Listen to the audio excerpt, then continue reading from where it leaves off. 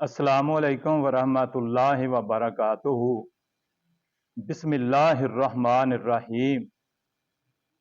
शुरू अल्लाह दे नाम नाल जिहड़ा बड़ा रहमान ते रहीम है।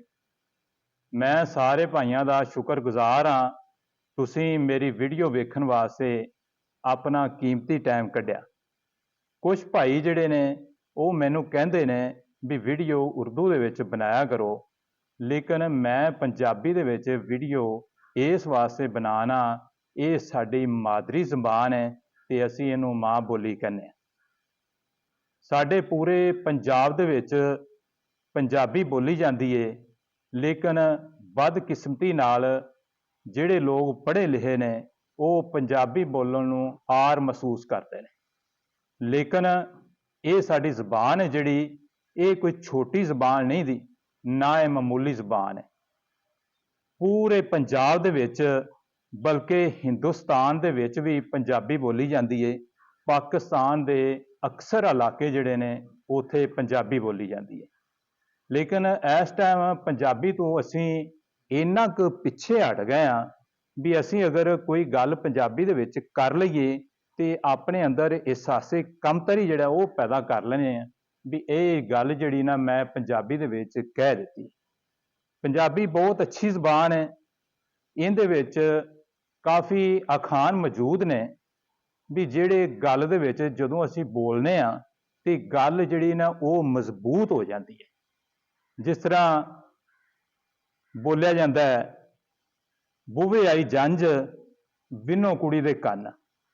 मैं इन्हां दी तफसील दे विच नहीं जाना चाहता, एक मैं बतौरे नमूना अखान पेश किया है। इस तरह काफ़ी अखान जिहड़े ने वो इस जबान दे विच मौजूद ने। साडे शायर भी जिहड़े ने पंजाबी दे वो भी बहुत ज़्यादा ने ते उन्हां बहुत अच्छा कलाम लिखिया है। जिवें बाबा बुल्ले शाह ने पंजाबी दे विच अपना कलाम लिखिया है, या साडे वारिस शाह साहब ने, या मियाँ मुहम्मद बख्श ने, उन्होंने काफ़ी कलाम जिहड़ा है पंजाबी दे विच लिखिया है ते वो बहुत फायदेमंद है। लेकिन इस टाइम बदकिस्मती नाल अगर कोई मैट्रिक का बच्चा या FA BA का बच्चा है, उन्होंने असीं पुछ लैंदे आ भी तू कोई पंजाबी दे शायर ने जिहड़े कोई 2 4 या 5 गिनवा दे, दस दे। लेकिन वो जिहड़ा उर्दू दे शायर जिहड़े ने उन्हां दे वो नाम लैंदा है, लेकिन पंजाबी दे उन्होंने कोई पता नहीं होता। ते पंजाबी दे विच बहुत बहुत अच्छियां कहानियां ने जिहड़ियां वो भी शुरू तो लैके लगियां आदियां ने। ते पंजाबी अदब जिहड़ा है वो लिखण वास्ते सानू पंजाबी दे विच ही लिखना पैदा, ना कि किसी होर जबान दे विच जदों असीं लिखां दे ते असीं उहदी तह तक नहीं पहुंच सकते। इस वास्ते पंजाबी जिहड़ी है ये बोलना कोई ऐब नहीं हैगा। इहदे नाल एक गल तुहानू मैं ऐड कर देना। एक लड़की ते एक लड़के नूं आपस दे विच मुहब्बत हो गई, प्यार हो गया ते उन्हां एक दूजे नाल ये मशवरा कीता भी आपां दोनों जिहड़ा ना शादी कर लईए। लेकिन उन्हां दे जिहड़े घर वाले सी, कुड़ी दे घर वाले भी ते मुंडे दे घर वाले भी, वो इस गल ते रजामंद नहीं सी हैगे, तैयार नहीं सी हैगे भी असीं दोवें जिहड़ा ना खानदान एक दूजे दे नाल मिल जाइए ते इन्हां बच्चों की शादी कर दें। लेकिन जिहड़ी कुड़ी सी वो मुंडे नालों ज़्यादा बजिद सी भी मैं शादी जिहड़ी ना इस मुंडे दे नाल ही करवाउणी। उसने मुंडे नूं कहा भी आपां किसी होर तरीके दे नाल शादी कर लईए भी असीं इत्थों नस जाइए ते दूर दराज इलाके दे विच चले जाइए ते उत्थे जाके असीं शादी कर लवांगे। लेकिन मुंडे ने उहनूं कहा भी आपां ये काम ना करिए। कुड़ी बजिद सी, उहने इसरार ज़्यादा किया, उहने मुंडे ने भी इस गल ते मनवा लिया भी चलो ठीक है आपां नस चलांगे। मुंडे ने कहा भी मैं गरीब आदमी हाँ, मेरे कोल इन्ने ज़्यादा पैसे नहीं हैगे जिहड़े मैं रस्ते का खर्च जिहड़ा है वो बर्दाश्त कर सकां। कुड़ी ने कहा भी मेरे घर दे विच मेरी दादी का भी जेवर पिया है ते मेरी माँ का भी जेवर पिया है, इहदे तो इलावा कुछ नकदी भी मौजूद है ते मैं वो सारा कुछ लै आवां दी ते आपां चले चलांगे। मुंडे ने कहा भी मेरे कोल कोई सवारी भी नहीं है। कुड़ी ने कहा भी साडी घोड़ी हैगी बड़ी सोहनी ते वो साडी हवेली दे विच बद्धी होंदी, ਤੇ ਰਾਤ ਦੇ ਟਾਈਮ ਤੇ ਮੈਂ ਉਹ ਘੋੜੀ ਕੱਢ ਲਵਾਂ ਦੀ ਤੇ ਆਪਾਂ ਉਹਦੇ ਤੇ ਸਫ਼ਰ ਸ਼ੁਰੂ ਕਰ ਦੇਵਾਂ। ਉਹਨਾਂ ਨੇ ਆਪਸ ਦੇ ਵਿੱਚ ਟਾਈਮ ਫਿਕਸ ਕਰ ਲਿਆ।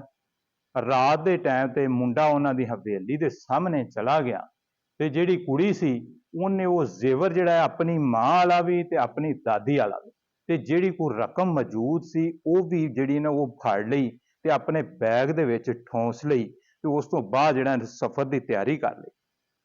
ਜਦੋਂ ਹਵੇਲੀ ਦੇ ਸਾਹਮਣੇ ਆਈ ਤੇ ਉਹਨੇ ਵੇਖਿਆ ਵੀ ਮੁੰਡਾ ਉੱਥੇ ਪਹਿਲੇ ਤੋਂ ਹੀ ਮੌਜੂਦ ਹੈ। ਉਹਨੇ ਦਰਵਾਜ਼ਾ ਖੋਲ੍ਹਿਆ ਤੇ ਕੁੜੀ ਨੇ ਅੰਦਰੋਂ ਘੋੜੀ ਕੱਢੀ ਤੇ ਲਿਆ ਕੇ ਮੁੰਡੇ ਨੂੰ ਫੜਾ ਦਿੱਤੀ। ਉਹ ਦੋਵੇਂ ਉਸ ਘੋੜੀ ਤੇ ਬਹਿ ਕੇ ਤੇ ਆਪਣਾ ਸਫ਼ਰ ਜਿਹੜਾ ਨਾ ਉਹਨਾਂ ਜਾਰੀ ਕਰ ਦਿੱਤਾ। ਥੋੜੀ ਜਿਹੀ ਦੂਰ ਗਏ, ਰਾਤ ਦਾ ਸਨਾਟਾ ਸੀ ਤੇ ਅੰਧੇਰਾ ਵੀ ਸੀ। ਕਿਸੇ ਨੇ ਉਹਨਾਂ ਨੂੰ ਵੇਖਿਆ ਨਹੀਂ ਦਾ ਵੀ ਕੋਈ ਘੋੜੀ ਤੇ ਜਾ ਰਿਹਾ ਹੈ, ਕੋਈ ਅੱਗੋਂ ਵੀ ਬੰਦਾ ਨਾ ਮਿਲਿਆ। ਅੱਗੇ ਜਾ ਕੇ ਇੱਕ ਜਗ੍ਹਾ ਤੇ ਨਦੀ ਸੀ ਜਿੱਥੋਂ ਗੁਜ਼ਰ ਕੇ ਤੇ ਉਹਨਾਂ ਅੱਗੇ ਜਾਣਾ ਸੀ। ਉਸ ਨਦੀ ਦੇ ਵਿੱਚ ਉਹਨਾਂ ਘੋੜੀ ਜਿਹੜੀ ਏ ਉਹ ਪਾ ਦਿੱਤੀ ਤੇ ਜਦੋਂ ਨਦੀ ਦੇ ਬਿਲਕੁਲ ਦਰਮਿਆਨ ਦੇ ਵਿੱਚ ਘੋੜੀ ਪਹੁੰਚ ਗਈ ਤੇ ਘੋੜੀ ਜ਼ਮੀਨ ਤੇ ਬੈਠ ਗਈ ਪਾਣੀ ਦੇ ਵਿੱਚ। ਉਹ ਬੜੇ ਪਰੇਸ਼ਾਨ ਹੋਏ, ਦੋਵੇਂ ਉੱਤਰ ਬੈਠੇ ਤੇ ਉਹਨਾਂ ਘੋੜੀ ਨੂੰ ਉਠਾਉਣ ਦੀ ਕੋਸ਼ਿਸ਼ ਕੀਤੀ, ਲੇਕਿਨ ਘੋੜੀ ਜਿਹੜੀ ਸੀ ਨਾ ਉਹ ਪਾਣੀ ਦੇ ਵਿੱਚੋਂ ਨਿਕਲੀ ਨਾ। ਮੁੰਡਾ ਬਹੁਤ ਪਰੇਸ਼ਾਨ ਸੀ। ਉਹਨੇ ਕਿਹਾ ਵੀ ਇਹ ਘੋੜੀ ਇੱਥੇ ਬਹਿ ਗਈ ਏ ਤੇ ਇਹ ਕਦੋਂ ਉੱਠੇਗੀ, ਕਿਤੇ ਕੋਈ ਨਵੀਂ ਮੁਸੀਬਤ ਜਿਹੜੀ ਉਹ ਆਪਣੇ ਗਲ ਦੇ ਵਿੱਚ ਨਾ ਪਾ ਲਈਏ ਤੇ ਇਹਦੀ ਕੀ ਵਜ੍ਹਾ ਹੈ, ਕਿਉਂ ਬਹਿ ਗਈ। ਕੁੜੀ ਨੇ ਇੱਕ ਗੱਲ ਕੀਤੀ, ਉਹ ਐਸੀ ਗੱਲ ਸੀ ਵੀ ਜਿਹੜੀ ਬੰਦੇ ਦੇ ਦਿਲ ਦੇ ਵਿੱਚ ਜਾ ਕੇ ਉਤਰ ਗਈ। ਉਹ ਮੁੰਡੇ ਨੇ ਜਦੋਂ ਉਹ ਕੁੜੀ ਦੀ ਗੱਲ ਸੁਣੀ ਤੇ ਉਦੋਂ ਉਹਦਾ ਇੱਕ ਇਰਾਦਾ ਹੀ ਚੇਂਜ ਹੋ ਗਿਆ। ਉਹਦਾ ਸਫ਼ਰ ਦਾ ਜਿਹੜਾ ਜ਼ਾਵੀਆ ਸੀ ਉਹ ਚੇਂਜ ਹੋ ਗਿਆ। ਕੁੜੀ ਕਹਿੰਦੀ ਵੀ ਇਹ ਘੋੜੀ ਜਿਹੜੀ ਹੈ ਨਾ, ਇਹਦੀ ਮਾਂ ਵੀ ਜਿਹੜੀ ਉਹ ਸਾਡੇ ਕੋਲ ਹੁੰਦੀ ਸੀ, ਜਦੋਂ ਉਹ ਵੀ ਪਾਣੀ ਦੇ ਵਿੱਚੋਂ ਲੰਘਦੀ ਹੁੰਦੀ ਸੀ ਉਹ ਵੀ ਪਾਣੀ ਦੇ ਵਿੱਚ ਬੈਠ ਜਾਂਦੀ ਹੁੰਦੀ ਸੀ ਤੇ ਇਹ ਉਹਦੀ ਧੀ ਏ, ਇਹਨੂੰ ਵੀ ਉਹੋ ਹੀ ਆਦਤਾਂ ਜਿਹੜੀਆਂ ਨੇ ਇਹਨੂੰ ਪਈਆਂ ਨੇ, ਇਹ ਘੋੜੀ ਆਪਦੀ ਮਾਂ ਤੇ ਗਈ। ਉਹ ਮੁੰਡੇ ਨੇ ਜਦੋਂ ਇਹ ਗੱਲ ਸੁਣੀ ਤੇ ਉਹਨੇ ਕਿਹਾ ਵੀ ਇਹ ਜਿਹੜੀਆਂ ਨਸਲ ਦਾ ਨਸਲ ਵੀ ਇਸ ਤਰ੍ਹਾਂ ਜਿਹੜੀਆਂ ਆਦਤਾਂ ਮੁੰਤਕਿਲ ਹੋ ਜਾਂਦੀਆਂ ਨੇ। ਉਹਨੇ ਕਿਹਾ ਹਾਂਜੀ, ਜਿਸ ਤਰ੍ਹਾਂ ਦੀ ਮਾਂ ਹੋਵੇ ਨਾ ਤੇ ਉਸ ਤਰ੍ਹਾਂ ਦੀ ਧੀ ਹੁੰਦੀ ਏ। ਤੇ ਉਹ ਮੁੰਡੇ ਨੇ ਕਿਹਾ ਵੀ ਆਪਾਂ ਜਾ ਰਹੇ ਹਾਂ ਤੇ ਇਹ ਕੰਮ ਕੋਈ ਐਡਾ ਅੱਛਾ ਨਹੀਂ ਦਾ, ਤੂੰ ਨੱਸ ਕੇ ਮੇਰੇ ਨਾਲ ਆਈ ਹੈ ਤੇ ਮੈਂ ਤੈਨੂੰ ਨਸਾ ਕੇ ਲਈ ਜਾਣਾ ਤੇ ਕੱਲ ਨੂੰ ਜਦੋਂ ਤੇਰੇ ਵਿੱਚੋਂ ਧੀ ਪੈਦਾ ਹੋਵੇਗੀ ਤੇ ਉਹਨੂੰ ਤੇਰੇ ਵਾਲੀਆਂ ਆਦਤਾਂ ਪਹਿਨਦੀਆਂ, ਉਹ ਵੀ ਸਾਨੂੰ ਪਰੇਸ਼ਾਨ ਕਰੇਗੀ ਤੇ ਕੋਈ ਆਪਣਾ ਜਿਹੜਾ ਨਵਾਂ ਹੀ ਰੰਗ ਚੜਾ ਤੇ ਲਿਹਾਜ਼ਾ ਮੈਂ ਤਾਂ ਅੱਗੇ ਸਫ਼ਰ ਨਹੀਂ ਕਰਨਾ ਤੇ ਮੈਂ ਵਾਪਸ ਜਾਣਾ ਹੈ। ਜਦੋਂ ਮਾਵਾਂ ਦਾ ਰੰਗ ਧੀਆਂ ਨੂੰ ਚੜ ਜਾਂਦਾ ਹੈ ਤੇ ਇਸ ਤੋਂ ਅੱਗੇ ਜਿਹੜਾ ਸਾਡੀ ਨਸਲ ਖਰਾਬ ਹੋ ਜਾਏਗੀ ਤੇ ਆਪਾਂ ਆਪਣਾ ਇਰਾਦਾ ਜਿਹੜਾ ਨਾ ਉਹਨੂੰ ਤਬਦੀਲ ਕਰ ਦਈਏ। ਕੁੜੀ ਜਿਹੜੀ ਨੂੰ ਉਹਦੇ ਆਖੇ ਲੱਗ ਗਈ, ਉਹਨਾਂ ਘੋੜੀ ਉੱਥੋਂ ਹੀ ਮੋੜੀ ਤੇ ਉਹ ਪਿੱਛੇ ਹਵੇਲੀ 'ਚ ਆਏ।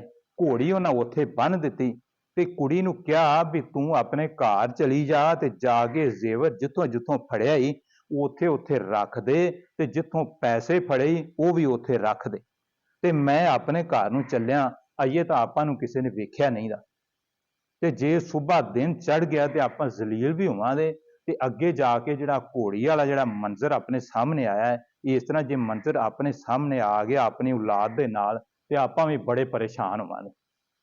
ਉਹ ਜਿਹੜੇ ਸੀ ਨਾ ਉੱਥੋਂ ਆਪਣੇ ਆਪਣੇ ਘਰ ਦੇ ਵਿੱਚ ਚਲੇ ਗਏ ਤੇ ਜਾ ਕੇ ਤੇ ਸੌਂ ਗਏ, ਕਿਸੇ ਨੂੰ ਇਸ ਗੱਲ ਦਾ ਪਤਾ ਵੀ ਨਾ ਲੱਗਾ।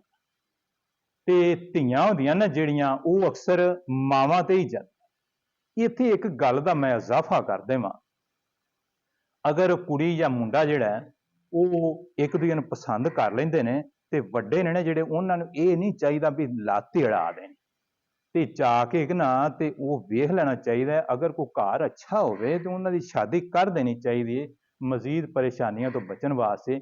ਅਗਰ ਨਹੀਂ ਕਰਨੀ ਤਾਂ ਉਹਨਾਂ ਨੂੰ ਸਮਝਾਉਣਾ ਚਾਹੀਦਾ, ਨਾ ਕਿ ਉਹਨਾਂ ਦੇ ਅੱਗੇ ਆੜੇ ਆਉਣਾ। ਇਹ ਮਜ਼ੀਦ ਪਰੇਸ਼ਾਨੀ ਜਿਹੜੀ ਉਹਦਾ ਬਾਇਸ ਬਣਦਾ ਹੈ। ਅਗਰ ਕੋਈ ਕੁੜੀ ਆਣ ਕੇ ਤੇ ਤੁਹਾਨੂੰ ਕਹਿ ਦਿੰਦੀ ਹੈ ਵੀ ਮੇਰੇ ਜਿਹੜਾ ਫਲਾਂ ਘਰ ਦੇ ਵਿੱਚ ਸ਼ਾਦੀ ਕਰੋ ਤੇ ਇਹਦੇ ਤੇ ਗੌਰ ਕਰਨਾ ਚਾਹੀਦਾ। ਹਜ਼ੂਰ ਸੱਲੱਲਾਹੁ ਅਲੈਹਿ ਵਸੱਲਮ ਜਿਹੜੇ ਨੇ ਜਦੋਂ ਹਜ਼ਰਤ ਖਦੀਜਾ ਦਾ ਮਾਲ ਵੇਚਣ ਵਾਸਤੇ ਲੈ ਕੇ ਗਏ ਸੀ ਤੇ ਹਜ਼ਰਤ ਖਦੀਜਾ ਨੇ ਜਿਹੜਾ ਨਾ ਹਜ਼ੂਰ ਸੱਲੱਲਾਹੁ ਅਲੈਹਿ ਵਸੱਲਮ ਨੂੰ ਪਸੰਦ ਕੀਤਾ, ਉਹਨਾਂ ਦਾ ਕੰਮ ਪਸੰਦ ਕੀਤਾ ਤੇ ਉਹਨਾਂ ਨੂੰ ਗੁਲਾਮ ਦੇ ਜ਼ਰੀਏ ਜਿਹੜਾ ਇਹ ਮੈਸੇਜ ਭੇਜ ਦਿੱਤਾ ਮੈਂ ਤੁਹਾਡੇ ਨਾਲ ਸ਼ਾਦੀ ਕਰਨੀ ਚਾਹੁੰਦੀ। ਹਜ਼ੂਰ ਸੱਲੱਲਾਹੁ ਅਲੈਹਿ ਵਸੱਲਮ ਨੇ ਇਹ ਜਵਾਬ ਦਿੱਤਾ ਵੀ ਮੈਂ ਆਪਦੇ ਚਾਚੇ ਨਾਲ ਮਸ਼ਵਰਾ ਕਰਾਂਗਾ, ਅਗਰ ਉਹ ਮੰਨ ਗਏ ਤੇ ਫੇਰ ਇਹ ਹੋ ਸਕਦਾ ਹੈ ਤੇ ਨਹੀਂ ਤਾਂ ਮੈਂ ਨਹੀਂ ਕਰਨਾ। ਇਸ ਵਾਸਤੇ ਬੱਚਿਆਂ ਨੂੰ ਵੀ ਚਾਹੀਦਾ ਹੈ, ਅਗਰ ਕੋਈ ਐਸਾ ਮਾਮਲਾ ਪੇਸ਼ ਆ ਜਾਵੇ ਤੇ ਆਪਣੇ ਵੱਡਿਆਂ ਦੇ ਨਾਲ ਮਸ਼ਵਰਾ ਕਰਨਾ ਹੈ, ਆਪਣੀ ਮਰਜ਼ੀ ਨਾਲ ਕੁਛ ਨਹੀਂ ਕਰਨਾ। ਇਹ ਗੱਲ ਤਾਂ ਜਿਹੜੀ ਹੈ ਤੁਹਾਨੂੰ ਆਮ ਜੀ ਮਹਿਸੂਸ ਹੋਈ ਹੈ, ਲੇਕਿਨ ਇਹਦੇ ਵਿੱਚ ਬੜੇ ਬੜੇ ਵੱਡੇ ਸਬਕ ਮੌਜੂਦ ਨੇ, ਬੱਚਿਆਂ ਵਾਸਤੇ ਵੀ ਤੇ ਵੱਡਿਆਂ ਵਾਸਤੇ ਵੀ, ਤੇ ਜਿਹੜੇ ਲੋਕ ਨੱਸਣ ਦੀ ਤਿਆਰੀ ਪਾ ਕਰਦੇ ਨੇ ਉਹ ਵੀ ਇਸ ਮਸ਼ਵਰੇ ਤੇ ਨਜ਼ਰਸਾਨੀ ਕਰ ਲਵਣ ਵੀ ਧੀਆਂ ਜਿਹੜੀਆਂ ਨੇ ਉਹ ਅਕਸਰ ਮਾਵਾਂ ਤੇ ਹੀ ਹੁੰਦੀਆਂ ਜੇ। ਲੋ ਇਹਨਾਂ ਅਲਫਾਜ਼ ਨਾਲ ਮੈਂ ਤੁਹਾਡੇ ਤੋਂ ਇਜਾਜ਼ਤ ਚਾਹਣਾ। ਅਸਲਾਮ ਵਾਲੇਕੁਮ ਵਰਹਿਮਤੁल्लाह।